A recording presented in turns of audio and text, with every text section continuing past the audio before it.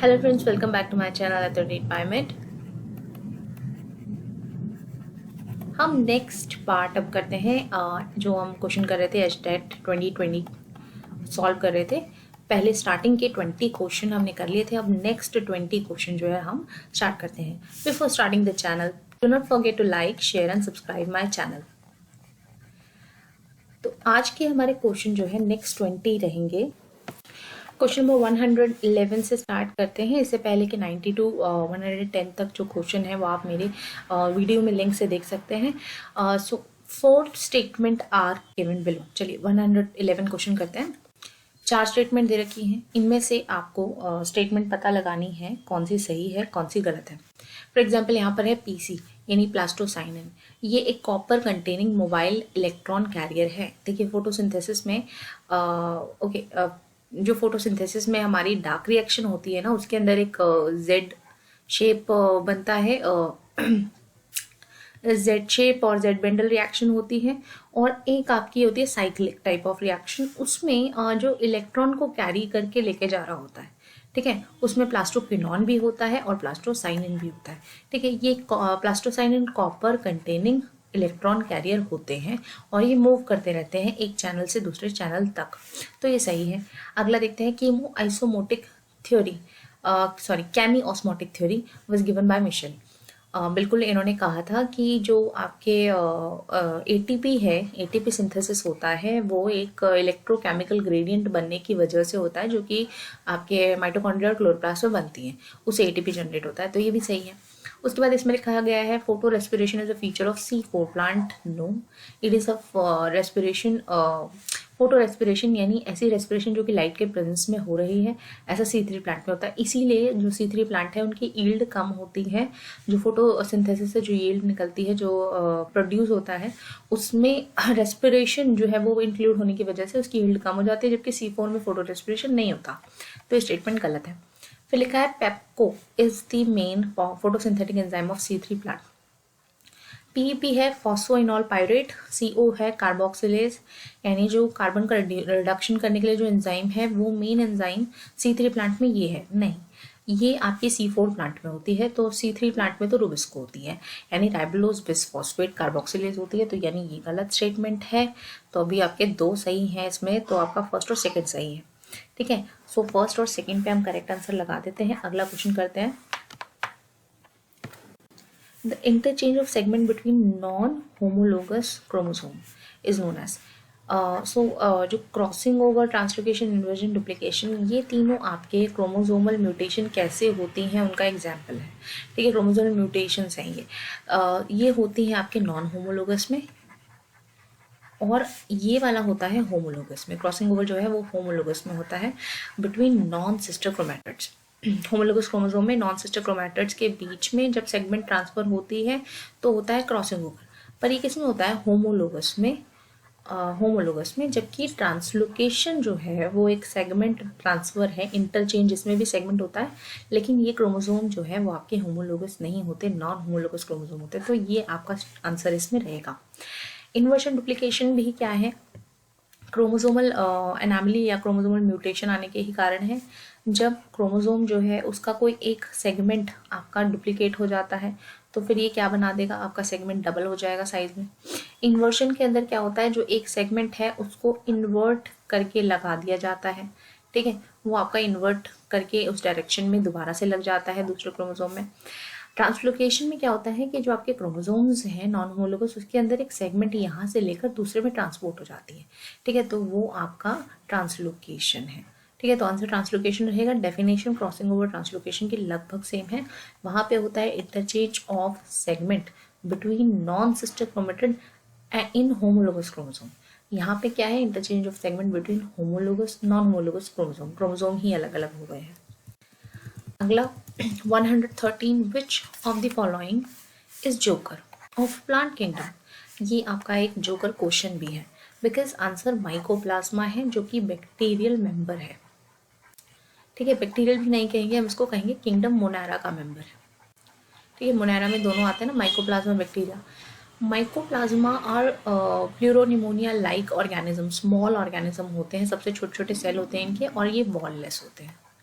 और ज़्यादातर ये पैथोजन होते हैं, पैरासाइट होते हैं। कुछ पैरासिटिक एग्जाम्पल इसके होते हैं प्लांट्स में भी, क्योंकि ये ज़्यादातर प्लांट पैरासाइट होते हैं। तो प्लांट पैरासाइट होने के कारण इन्हें प्लांट का मेंबर बना दिया गया है, और यहाँ लिखा हुआ है joker of the plant kingdom. Okay, इसलिए ऐसा है। आगे चलते हैं। Cell wall of true fungi is, true fungi की सेल वॉल बनी होती है ग्लाइकन्स से, ग्लाइकोपेप्टाइड से और आपकी काइटिन से। इसमें आंसर सिर्फ काइटिन आएगा, ठीक है। तो ग्लाइकन्स, काइटिन्स, ग्लूकोपेप्टाइड्स, नॉट सेल्यूलोज, तो सिर्फ काइटिन रहेगा आंसर। लेशमीनिया डुनावनी इज पैरासाइट ऑफ, लेशमीनिया डुनावनी जो है क्लास 10th में भी आप ये नाम पढ़ते हैं। ये एक आपका लेशमीनिया डुनावनी जो है वो फैलता, यानी ये क्या है, ये एक प्रोटोजोन है जो कि ट्रांसफर होता है with the help of sand fly. और सैंड फ्लाई जो है इसका एक एजेंट रहता है, एक तरह का एजेंट होता है, और एजेंट के फॉर्म में लेशमीनिया डुनावनी जो है वो सैंड फ्लाई ट्रांसफर करता है ह्यूमन बीइंग या फिर किसी भी मैमल पर, ठीक है। और ये क्या करता है, ये आपके अलग अलग स्पोर्स के फॉर्म में, लेशमीनिया डोनावनी जो है वो स्पोर के फॉर्म में रहता है। जैसे कि सैंडफ्लाई क्या है, एक आपका वेक्टर है जो इसको ट्रांसफर कर रहा है लेशमीनिया डोनावनी इस ऑर्गेनिज्म से मैमल्स तक, और अफेक्टेड और अनअफेक्टेड ऑर्गेनिज्म से इफेक्टेड ऑर्गेनिज्म तक ये ट्रांसफर कर रहा है। सैंडफ्लाई एजेंट है, कॉजिंग ऑर्गेनिज्म लेशमीनिया डोनावनी है। बीमारी कौन सी होती है, कालाजार। ओके, लेशमीनिया डोनावनी आपके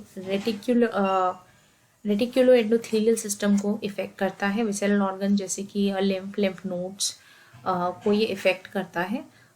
तो आपका ये आंसर रहेगा कि ये किसको इफेक्ट करता है, इनको इफेक्ट करता है। अगला क्वेश्चन 116 क्वेश्चन जो है इसमें दो चीज़ें दे रखी है, असर्शन रीजन। ऐसा आप 12th और 10th क्लास के क्वेश्चंस में आजकल देखते हैं कि असर्शन दिया हुआ है, रीजन दिया हुआ है, फिर वही 4 ऑप्शन है जो कि आपको देखने के लिए मिलते हैं। A and R true, R is correct explanation, both A and R true, R is not correct explanation, A is true, R is false, A and R false, both are false. ये statement किसके बारे में है, ये statement है एक neurotransmitter के बारे में। न्यूरो मतलब नर्व सेल्स, न्यूरॉन्स, और ट्रांसमीटर यानी जो कि ट्रांसमिट करे सिग्नल को, ठीक है। तो ये न्यूरोट्रांसमीटर के बारे में है ये स्टेटमेंट, जो कि है एसिटाइलकोलिन। ये ट्रांसमिट करता है nerve impulse across the synapse. Synapse होता है गैप बिटवीन टू न्यूरॉन, दो न्यूरॉन के बीच में जो इन्फॉर्मेशन है वो कैसे जाती है, ठीक है। सो बेसिकली न्यूरॉन के अंदर अगर हम इंफॉर्मेशन की बात करें तो वो इन्फॉर्मेशन कैसी होती है, पूरी की पूरी इलेक्ट्रिकल, ओके। लेकिन जब वो दूसरे न्यूरॉन पे जाने वाली होती है, ठीक है, जब दूसरा न्यूरॉन उसको लेने वाला होता है उस इन्फॉर्मेशन को, तब इस गैप के बीच में इन्फॉर्मेशन कैसी होती है, केमिकल। और ये केमिकल सिग्नल जो यहाँ पर होता है उसे हम कहते हैं न्यूरोट्रांसमीटर। ये केमिकल फॉर्म में, ये साइनेप्स में यही केमिकल जो है वो ट्रांसपोर्ट करता है। अब तो यानी ये स्टेटमेंट यानी असर्शन ठीक है। रीज़न क्या है, acetylcholine is secreted by adrenergic neurons, adrenergic neurons. लेकिन अगर हम बात करें, ये रीज़न तो है नहीं, पहली बात तो ये है। दूसरा क्या, ये स्टेटमेंट सही है, ये गलत है कि एसिटाइलकोलिन जो है वो सच में सिक्रेट है एड्रेनर्जिक न्यूरॉन से, या कोई और न्यूरॉन्स भी होते हैं जो इसको सिक्रेट करते हैं।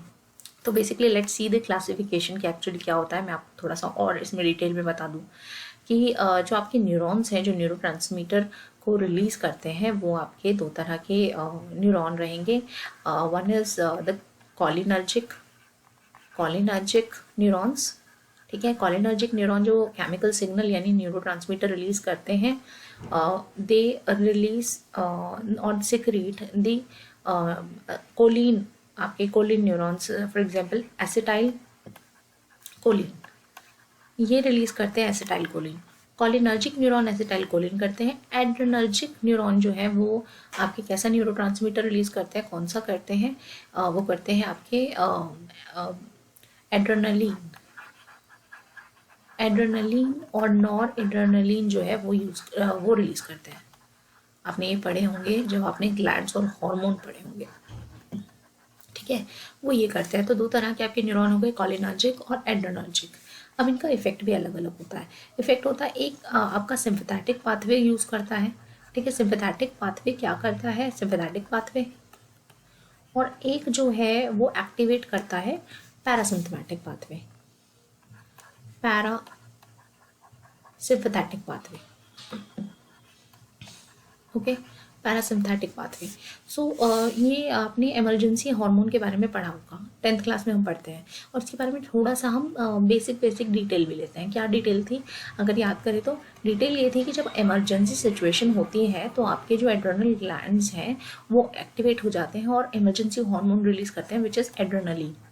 एड्रेनलिन क्या करता है, वो डाइजेस्टिव सिस्टम और सर्कुलेटरी सिस्टम में जो भी मेनली डाइजेस्टिव सिस्टम में जो भी एक्टिविटी चल रही थी, जो आपकी एनर्जी बन रही थी, उसको शिफ्ट करके मसल्स तक ले आता है, ठीक है, ताकि मसल को एनर्जी मिले, मसल जो है एनर्जी बनाए, ज़्यादा ऑक्सीजन ले, ज़्यादा एनर्जी बनाए और जल्दी से जल्दी दौड़े, भागे या जो भी उस इमरजेंसी सिचुएशन में करना है वो करें, ठीक है। तो एड्रेनलिन हार्मोन जो है वो कहाँ से एक्टिवेट होके आ रहा है, कौन इसको कर रहा है, इसको कर रहे हैं एड्रेनर्जिक न्यूरॉन, ठीक है। ये एड्रेनर्जिक न्यूरॉन क्या करते हैं, जब भी इमरजेंसी सिचुएशन होती है तो पैरासिम्पथेटिक पाथवे लगा देते हैं, एक्टिवेट कर देते हैं। इससे क्या होता है, जो आपके, और इससे क्या होगा, ये आपके सिंपैथेटिक पाथवे एक्टिवेट कर देंगे। सिंपैथेटिक पाथवे क्या करेगा, डाइजेस्टिव सिस्टम से शिफ्ट करके एनर्जी को ले आएगा आपके।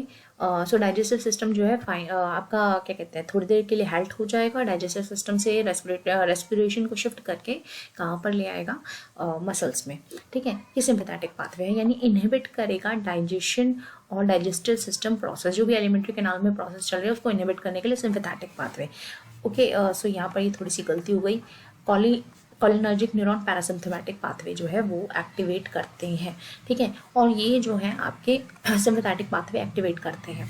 तो जब भी इमरजेंसी होगी, एड्रेनलिन या फिर नॉर एड्रेनलिन जो है वो रिलीज होगा, वो सिंपैथेटिक पाथवे जो है वो एक्टिवेट करेगा, जिससे शिफ्ट सारा का सारा रेस्पिरेशन मसल्स में चला जाएगा। लेकिन जैसे रिलैक्स सिचुएशन आती है तो कोलिनर्जिक न्यूरॉन एक्टिवेट हो जाते हैं, वो फिर से एक रेस्टिंग सिचुएशन ले आते हैं जहाँ पर नॉर्मल डाइजेशन चलता है, which is known as parasympathetic pathway, okay. So this is a different question, और ऑल्सो इसके अंदर बहुत सारी थ्योरी भी थी। चलिए आगे चलते हैं अगले क्वेश्चन पे। In which of the following organ is Glisson capsule is present. देखिए ऐसी बहुत सारी टर्म्स हैं जिनका एक्चुअल जो है वो कोई मीनिंग नहीं है, बट किसी ना किसी नेम बेस्ड पे वो हैं, और उस तरह के क्वेश्चन तो आते ही हैं, ठीक है। ग्लिसन कैप्सूल जो है वो आपके लिवर को इनकैप्सुलेट करने वाले प्रोटेक्टिव टिश्यू हैं, ताकि कोई भी सिचुएशन में लिवर जो है वो हेल्प ना हो। जैसे आपके सारे ऑर्गन्स के अंदर जो है एक प्रोटेक्टिव आपका स्ट्रक्चर होता है, तो ये आपकी क्या प्रोटेक्टिव वॉल है और अराउंड द लिवर के साथ साथ उसके कनेक्टिंग उससे कनेक्टेड हैप्टिक आर्टरीज और वेन्स जो होती हैं उसको भी कवर करता है, बाइल को भी कवर करता है। तो दैट इज ग्लिसन कैप्सूल जो है वो रिलेटेड है लिवर से। आगे चलते हैं, select false statement. Question number 118 कहता है फॉल्स स्टेटमेंट बताइए। देखिए जीन्स प्रोटीन है, तो जीन्स प्रोटीन नहीं होती, तो सबसे पहले स्टेटमेंट ही गलत है, ठीक है। आगे भी देख लेते हैं क्योंकि इसमें कुछ इंटरेस्टिंग नेम है, जैसे कि cistron, recon. So this functional unit of DNA is recorded as cistron. Cistron DNA के उस पार्ट को कहते हैं, उस जीन को कहते हैं जो कि प्रोटीन बनाती है, ठीक है। तो ये फंक्शनल यूनिट, यही फंक्शन है डीएनए का, तो ये स्टेटमेंट तो ठीक है। आगे देखिए, reckon is the smallest unit of DNA capable of recombination. बिल्कुल रैकन मतलब रिकॉम्बिनेशन ही है, तो ये आपका जो है, या फिर REC जो है वो यही है रिकॉम्बिनेशन, तो ये सही है, ये स्टेटमेंट भी ठीक है। म्यूटन भी एक नाम होता है, म्यूटन होता है जिस स्मॉल डीएनए के सेगमेंट में म्यूटेशन हुई है, जिसकी वजह से म्यूटेशन हुई है, उसे म्यूटन कहते हैं। फिर आपके operon model was first suggested by Jacob and Monod, ये स्टेटमेंट भी ठीक है। तो पहली ही स्टेटमेंट जो कि आसान सी स्टेटमेंट है वो गलत है, जीन्स प्रोटीन नहीं होती।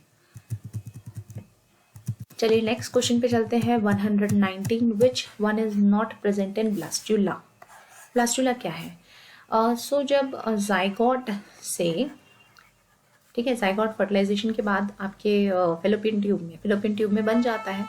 फिर एम्पुलरी इस्थमस जंक्शन से जब जाइगोट डिवाइड हो रहा होता है एम्ब्रो बनाने के लिए, तो वहाँ से निकलता है और एम्ब्रो की अलग अलग स्टेज आती हैं, 2 cell stage, 4 cell stage, 8 cell stage, 16 cell stage.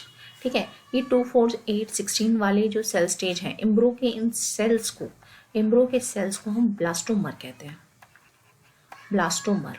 Okay, तो ये सेल्स ही ब्लास्टोमर कहलाते हैं। 4 ब्लास्टोमर, 2, 8 ब्लास्टोमर, 2 ब्लास्टोमर, सभी ब्लास्टोमर हैं। 8, 16 सेल स्टेज जो होती है एम्ब्रो की, उसे हम कहते हैं मॉड्यूला। 16 के बाद जो 32 सेल स्टेज आती है उसे हम कहते हैं ब्लास्टुला। अब ब्लास्टुला में ब्लास्टोमर ही हैं जो अरेंज हो जाते हैं एक आउटर प्रोटेक्टिव कोटिंग में, जिसे हम ब्लास्टोडर्म कहते हैं। यही ब्लास्टोडर्म बाद में जाके ट्रोपोब्लास्ट बनाती है। ठीक है, यानी आपकी आउटर कोटिंग या वॉल ट्रोपोब्लास्ट। और ये सारे सेल्स कौन से हैं? ब्लास्टोमर है। अराउंड ई कैविटी, किसके चारों ओर ब्लास्टोडर्म डेवलप होता है? अराउंड अ फ्लूइड फिल्ड कैविटी और योक विच इज योर ब्लास्टोसियोल। ठीक है, तो ब्लास्टुला स्टेज में ये सब है, ब्लास्टोमर सेल से सारे बने हुए हैं।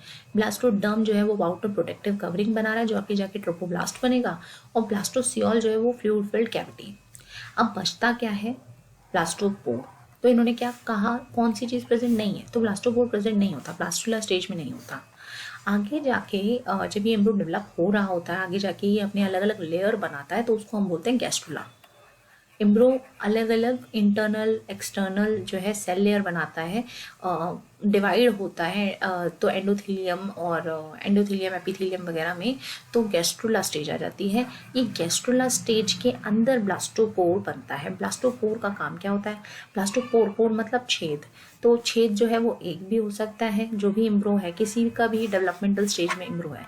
अगर सिंगल ओपनिंग है, सिंगल ओपनिंग में डेवलप होने वाला है, तो यानी माउथ में डेवलप होने वाला है, माउथ में डेवलप होता है तो हम उस ऑर्गेनिज्म को कहते हैं प्रोटोस्टोम।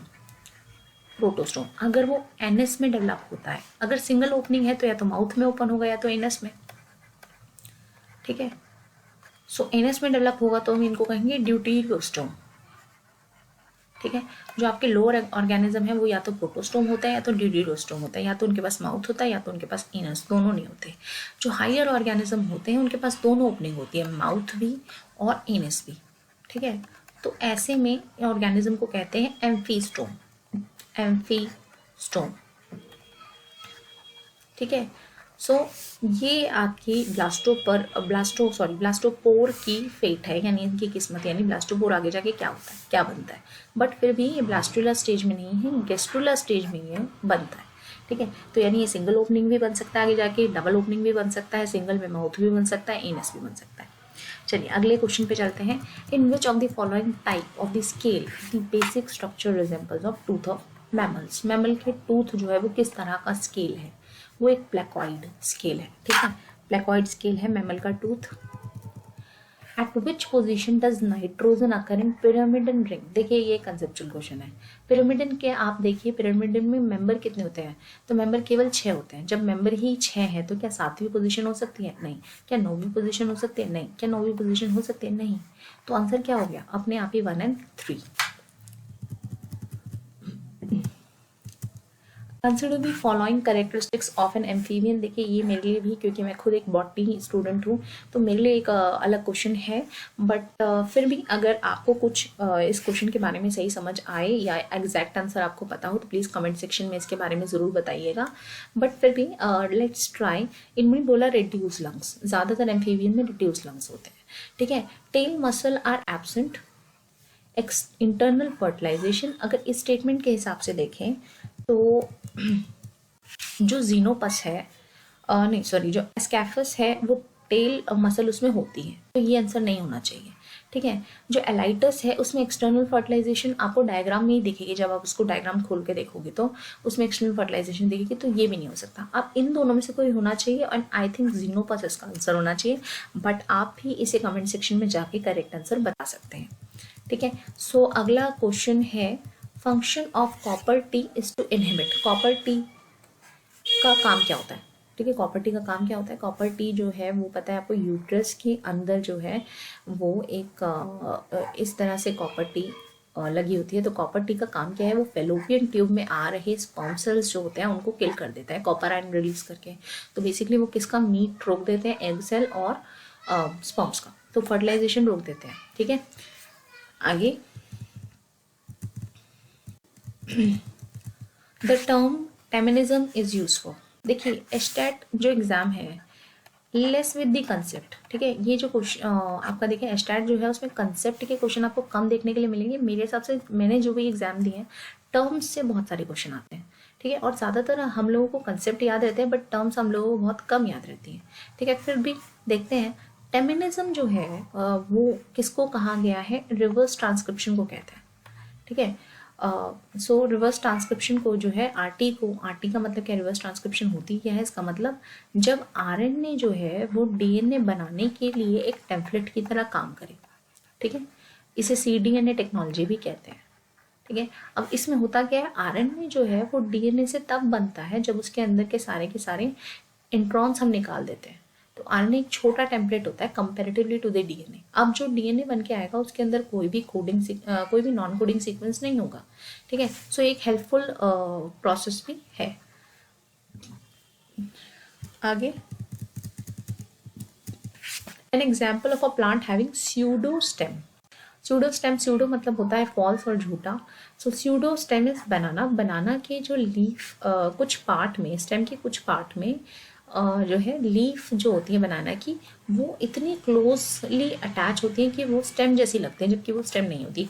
ऑल्दो वो फ्लैशी रीजन होता है लेकिन फिर भी वो सिर्फ लीफ होती है, वो स्टेम नहीं होती। Which of the following is referred to as natural genetic engineer? Engineer, ठीक है, इंजीनियर क्या होते हैं, जो आपके अलग अलग इंस्ट्रूमेंट बना देते हैं, कुछ नया बना देते हैं। एग्रोबैक्टीरियम ट्यूमिफिसेंस है ऐसे, क्योंकि इनके जो प्लाज्मिड होते हैं उस प्लाज्मिड में एक ऐसा सेक्शन है जो कि ट्यूमर इंड्यूसिंग है। अगर उस टीडीएनए को वहाँ से निकाल दिया जाए तो इसमें कुछ भी इंड्यूस आप करेंगे तो ये बहुत सारे नंबर में उसको रेप्लिकेट करके आपको दे देंगे, और ये ट्रांसफरेबल भी है, एक सेल से दूसरे सेल में चला भी जाता है, तो इसीलिए इसको नेचुरल जेनेटिक इंजीनियर कहते हैं। अगले क्वेश्चन पे चलते हैं।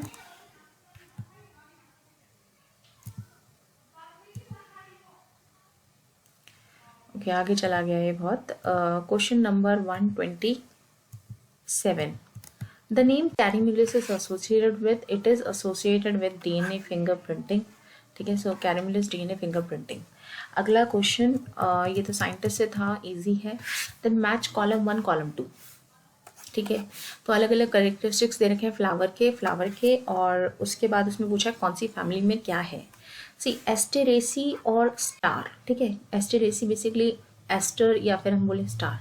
तो इसमें जो है किस तरह की इन्फ्लोरेसेंस होती है, कैपिटलम, क्योंकि अगर हम फ्लावर देखें तो ऊपर इस तरह से स्टार जैसा स्ट्रक्चर बना भी होता है, ठीक है। तो कैपिटलम और कंपोजिट, इस फैमिली को ही हम कंपोजिटी फैमिली भी कहते हैं, ठीक है।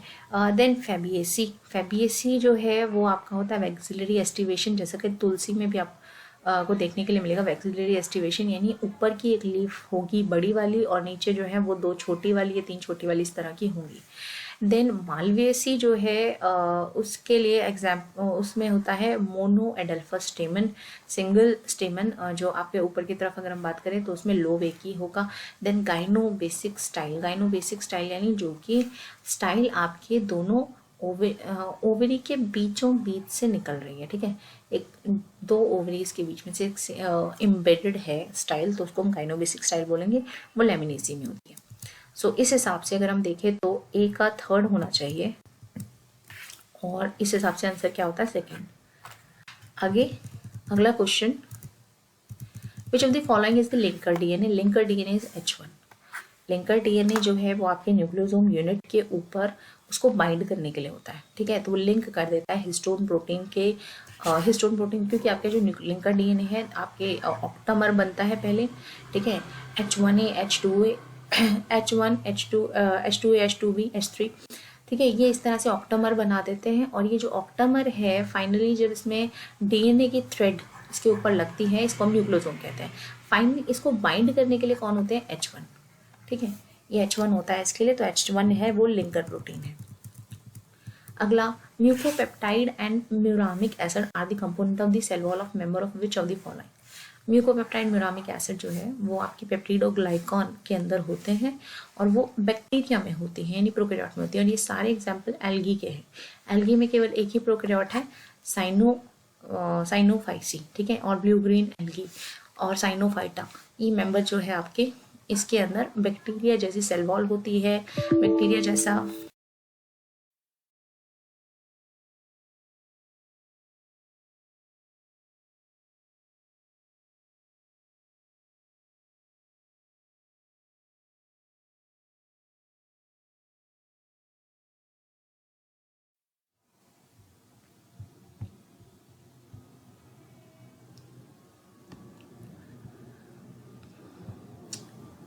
इसी के साथ हम आज की वीडियो ख़त्म करते हैं और अगले 20 क्वेश्चन के साथ हम नेक्स्ट वीडियो में मिलेंगे। Thank you.